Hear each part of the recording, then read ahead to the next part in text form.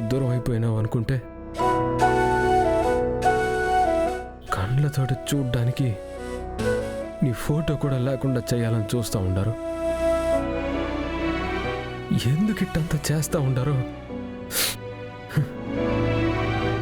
నాకు అర్థం కావట్లేదు మా. నా మనసులో బాధ చెప్పుకోవడానికి నాకున్నది నువ్వే కదమ్మా. నువ్వు కూడా లేకుంటే నేనేమైపోవాలా?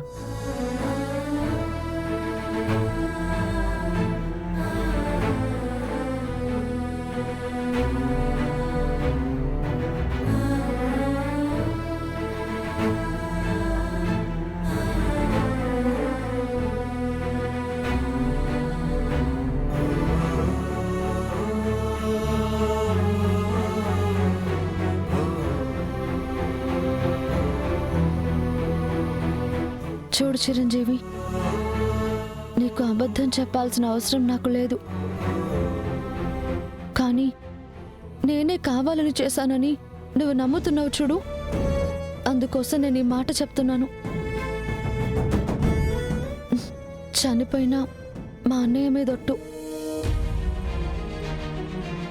నేను మీ అమ్మగారి ఫోటో కాల్చాలని అనుకోలేదు. అది ఎలా జరిగిందో నాకు తెలియదు, కానీ నాకు తెలియకుండానే మీ అమ్మగారి ఫోటో నా చేతుల్లోకి వచ్చింది. నువ్వు నమ్మినా నమ్మకపోయినా ఇది నిజం. మా అన్నయ్య మీద ఒట్టేసినా కూడా నేను అబద్ధం చెప్తానని నువ్వు అనుకుంటే ఇక నేను చేయగలిగిందేమీ లేదు. నువ్వు నమ్మిందే నిజం అనుకో.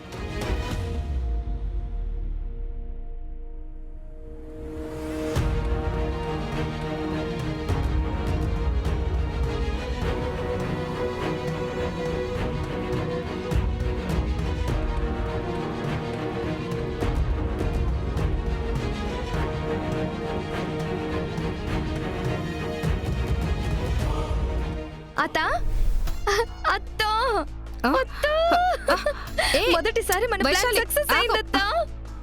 చిరంజీవి బావకి విజయశాంతికి మధ్యలో ఎలా గొడవ పెట్టాలని ఎదురు చూస్తుంటే మంచి ఛాన్స్ దొరికింది. మనం అనుకున్నట్టే బావ విజయశాంతిని తిట్టాడు, కొట్టాడు.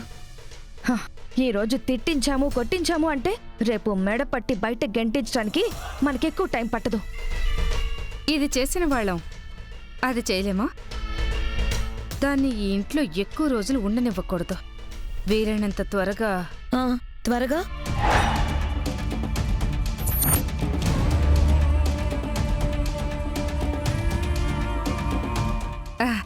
దుర్గా, జరిగిన దాని గురించి మాట్లాడుకుంటున్నాం.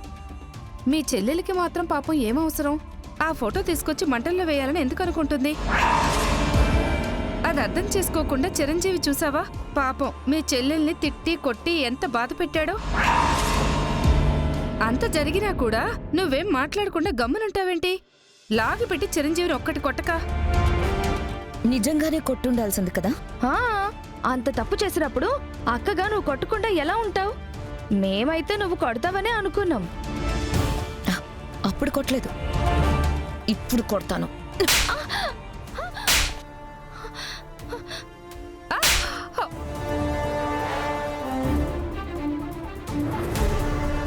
ఏయ్, మమ్మల్ని కొడతావా? నోరెత్తారంటే కొట్టడం కాదు, ఇద్దరి మొహాలు పచ్చడి చేసి పడేస్తాను. మీరు చిరంజీవి వాళ్ళ అమ్మ ఫోటో తీసినప్పుడు నేను చూశాను.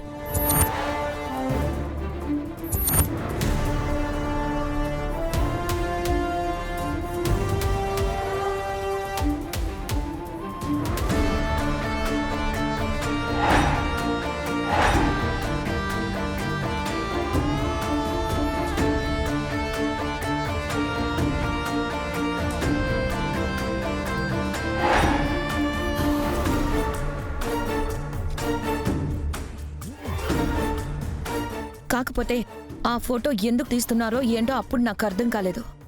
అందుకే అక్కడ ఏం మాట్లాడలేకపోయాను.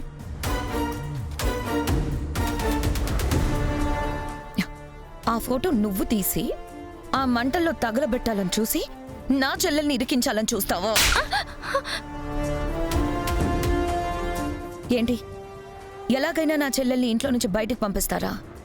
ఇలాంటి పిచ్చి పిచ్చి వేషాలు మళ్ళీ వేసినా, నా చెల్లికి చెడు చెయ్యాలన్న ఆలోచించిన ఈ ఇంట్లో విజయశాంతి అక్క ఒకటి ఉందని గుర్తుపెట్టుకోండి.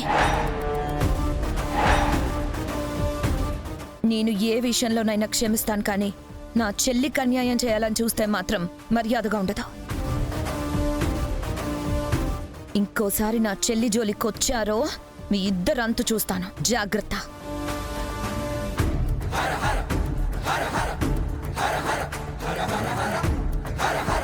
నాకప్పుడే అనుమానం వచ్చింది.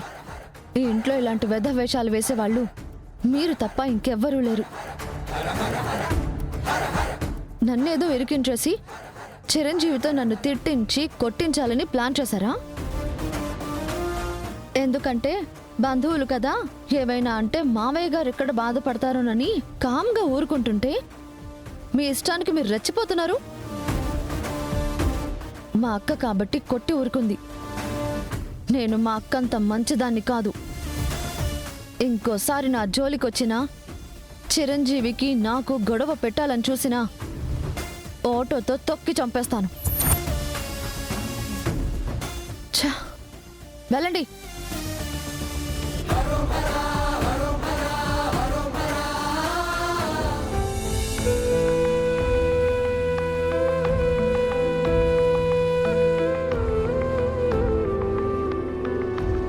థ్యాంక్స్ అక్క. ఇప్పుడు జరిగింది చూసాక మా అక్కకి నేనంటే ఎంత ప్రేమ అర్థమైంది. నాకు నీ మీద కాకుండే ఇంకెవరి మీద ప్రేమ ఉంటుందే? నిన్ను వేలు పట్టుకుని నడిపించిందాన్ని, భుజాన వేసుకుని ఆడించిందాన్ని. నా చెల్లెలకు ఎవరైనా అన్యాయం చేయాలని చూస్తూ ఎలా ఊరుకుంటాను? ఈ దెబ్బతో వాళ్లకు బాగా బుద్ధొచ్చుంటుంది. ఇంకోసారి పొరపాటును కూడా నా జోలికి రారు. అయినా వాళ్ళని నమ్మడానికి లేదు. కాస్త నీ జాగ్రత్తలో నువ్వుండు.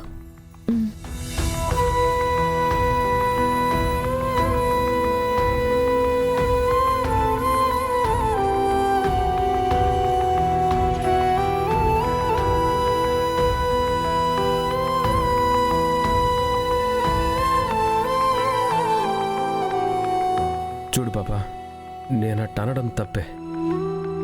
అట్టని కన్నతల్లి ఫుడ్ మంటలు వేస్తాడారంటే ఎందుకు వేస్తా ఉండదు? వెనకేం జరుగుతుండదని ఆలోచించే అవకాశం ఉండదా? నీ చేతిలో మా అమ్మ ఫోటో ఉండదు, మంటల్లో పడబోతా ఉండదు.